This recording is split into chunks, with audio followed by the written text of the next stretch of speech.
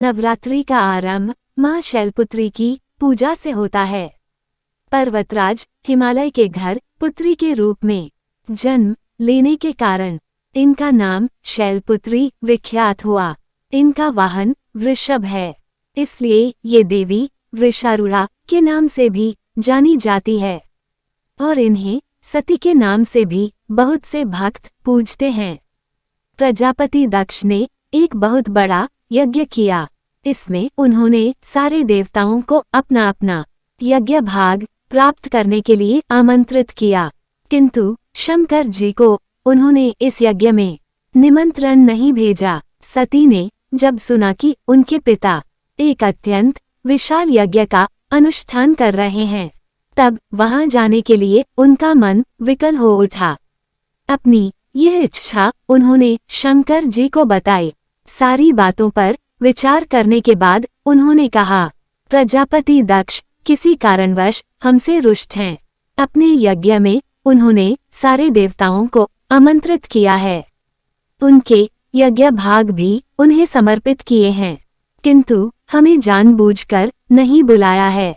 ऐसी स्थिति में तुम्हारा वहां जाना किसी प्रकार भी श्रेयस्कर नहीं होगा। शंकर जी के इस उपदेश से सती का प्रबोध नहीं हुआ। पिता का यज्ञ देखने वहां जाकर माता और बहनों से मिलने की उनकी व्यग्रता किसी प्रकार भी कम न हो सकी। उनका प्रबल आग्रह देखकर भगवान शंकर जी ने उन्हें वहां जाने की अनुमति दे दी। सती ने पिता के घर पहुंचकर देखा कि कोई भी उनसे आदर और प्रेम के साथ बात नहीं कर रहा है। सारे लोग मुंह फेरे हुए हैं। केवल उनकी माता ने स्नेह से उन्हें गले लगाया। बहनों की बातों में व्यंग्य और उपहास के भाव भरे हुए थे। परिजनों के इस व्यवहार से उनके मन को बहुत ठेस पहुंची। उन्होंने ये भी देखा कि वहां चतुर्दिक भगवान शंकर जी के प्रति तिरस्कार का भाव भरा हुआ है। दक्ष ने उनके प्रति कुछ अपमानजनक वचन भी कहे। ये सब देखकर सती का मन क्षोभ और क्रोध से भर उठा। उन्होंने सोचा, भगवान शंकर जी की बात ना मान, यहाँ आकर मैंने बहुत बड़ी गलती की है। वे अपने पति भगवान शंकर के इस अपमान को सह न सकीं। उन्होंने अपने उस रूप को तत्क्षण वहीं योगाग्नि द्वारा जलाकर भस्म कर दिया।